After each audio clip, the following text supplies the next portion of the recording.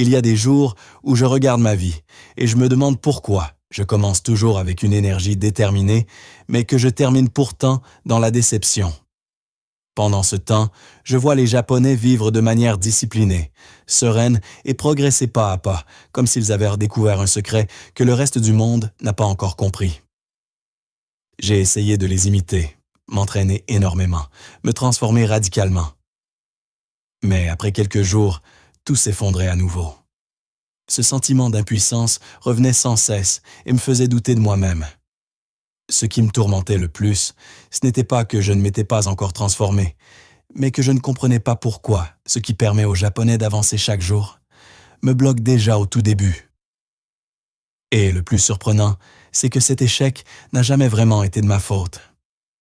La cause ne venait ni de ma discipline, ni de ma motivation, et encore moins de ma volonté. Le véritable problème se cachait bien plus profondément.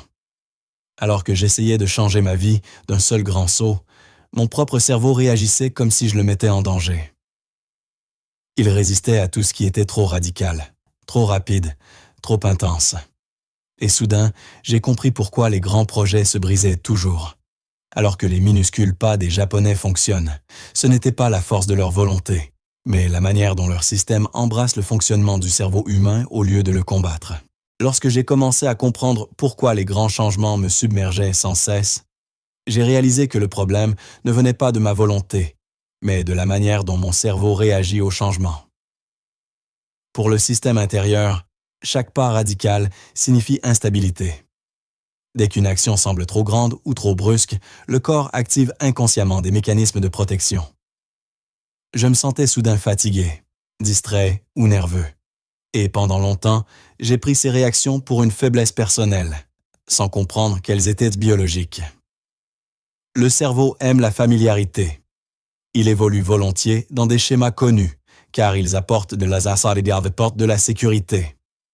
Tout ce qui dépasse ce cadre est automatiquement enregistré comme un risque potentiel, même si, rationnellement, cela semble logique. C'est pour cela que les grands plans échouent si souvent. Pas parce qu'ils sont mauvais, mais parce qu'ils sont trop éloignés de ce que le système nerveux perçoit comme faisable.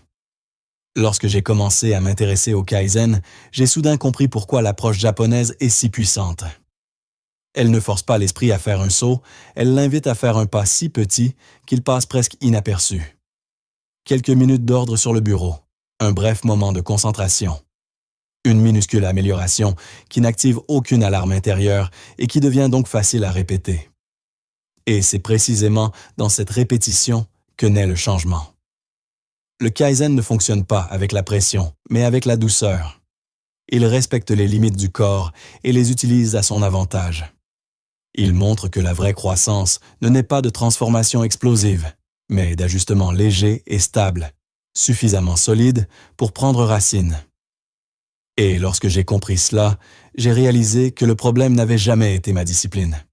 Le problème, c'était la vitesse à laquelle je voulais me transformer. Une vitesse que mon propre système n'avait jamais été prêt à suivre. Lorsque j'ai compris tout cela, quelque chose de fondamental a changé en moi.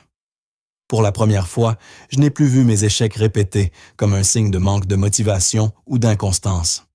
J'ai réalisé que je m'étais imposé pendant des années des méthodes qui allaient à l'encontre de ma propre biologie. J'avais essayé de courir avant même de savoir tenir debout en toute sécurité. Cette pensée a provoqué en moi un étrange soulagement. Peut-être que le problème, ce n'était pas moi. Peut-être que c'était simplement le chemin qui était mauvais. Le moment d'illumination le plus important est venu lorsque j'ai compris que je n'avais pas besoin de plus de discipline, mais d'un type de changement que mon corps peut accepter. Pas plus grand, mais plus petit. Pas plus fort, mais plus doux. Le véritable ennemi n'a jamais été un manque de volonté, mais l'idée que le changement ne vaut que s'il est grand. En réalité, la stabilité commence toujours par quelque chose de minuscule. Et c'est exactement ce que permet le Kaizen. Lorsque j'ai compris cela, j'ai cessé de me juger pour mon rythme et j'ai commencé, au contraire, à lui faire confiance. Avant de comprendre comment le Kaizen fonctionne réellement, j'ai longtemps cru que le changement était un acte de force. Mais plus je me détachais de cette idée, plus je réalisais que ce qui fait avancer les gens au Japon, Ce n'est pas l'intensité, mais la structure avec laquelle ils intègrent de petits pas dans leur quotidien.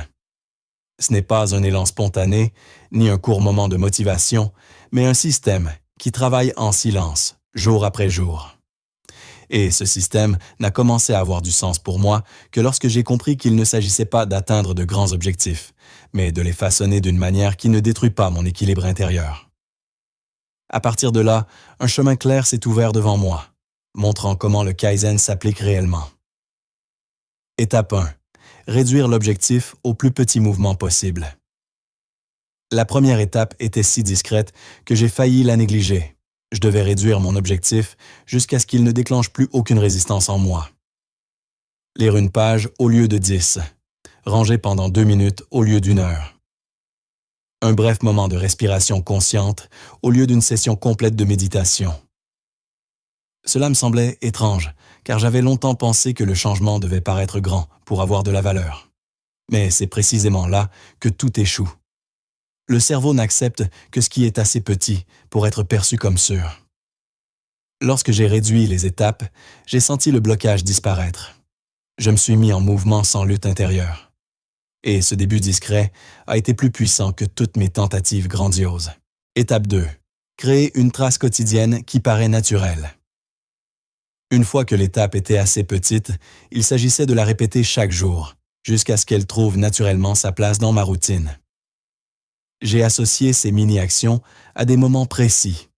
Lire après le petit déjeuner, ranger un peu avant d'allumer l'ordinateur, prendre une respiration consciente avant de sortir de chez moi. Ce n'étaient que de minuscules repères dans ma journée, mais ils m'apportaient de la stabilité. Peu à peu, j'ai senti mon corps commencer à considérer ces gestes comme évidents. Je n'avais plus besoin de motivation, car la routine devenait une structure calme et stable. Ce n'était plus « je dois le faire », mais cela fait partie de moi. Étape 3. N'augmenter la micro-amélioration que lorsqu'elle est stable. Le Kaizen n'exige aucune progression immédiate. Il attend que l'étape devienne facile, qu'elle ne demande presque plus d'attention. Ce n'est qu'alors qu'elle peut grandir. J'ai reconnu ce moment un jour où j'ai simplement continué, sans même y penser. D'une page, je suis passé à 2. De 2 minutes, je suis passé à 5. D'un souffle conscient, je suis passé à un vrai moment de calme. L'augmentation ne ressemblait pas à un effort que je devais forcer, mais à un élan naturel venant de l'intérieur. C'était une croissance sans pression, sans lutte, sans comparaison constante avec une version parfaite de moi-même. Juste une avancée paisible. La vérité qui m'a le plus marqué était celle-ci. Le changement n'échoue pas parce que nous faisons trop peu, mais parce que nous voulons trop, trop vite. Le Kaizen inverse complètement ce principe. Il montre que la force ne naît pas des grands sauts, mais des pas minuscules, répétés jusqu'à devenir une partie de nous. Et c'est précisément dans cette douceur que réside la puissance de la méthode japonaise. Un progrès qui n'est pas bruyant, mais qui demeure. Uno de los mayores errores que cometí una y otra vez fue creer que los resultados debían ser visibles rápidamente. Si después de unos días no sentía ningún cambio, perdía la paciencia y lo dejaba, sin darme cuenta de que el Kaizen actúa en silencio. El segundo error fue intentar mejorar varios ámbitos al mismo tiempo.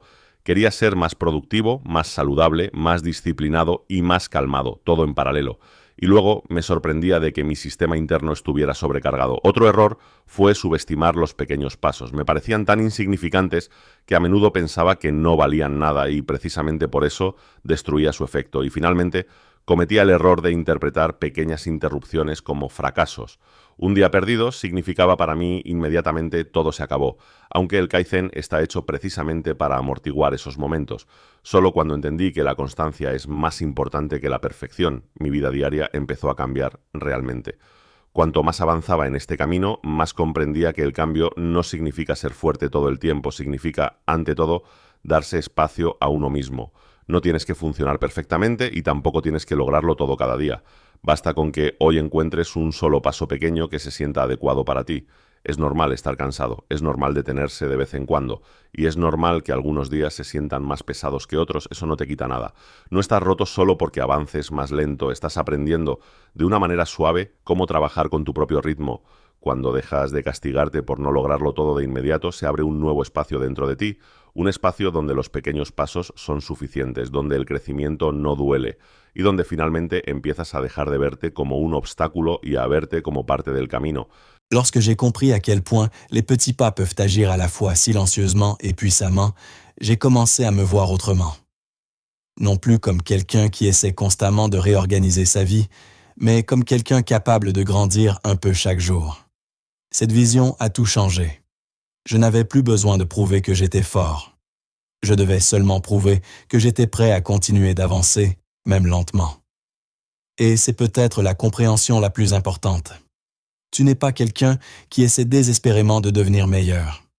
Tu es quelqu'un qui possède la capacité de se développer continuellement, calmement, régulièrement et à ton propre rythme. Si tu souhaites poursuivre ce voyage, accompagne-moi. Nous pouvons grandir, pas à pas, un jour après l'autre.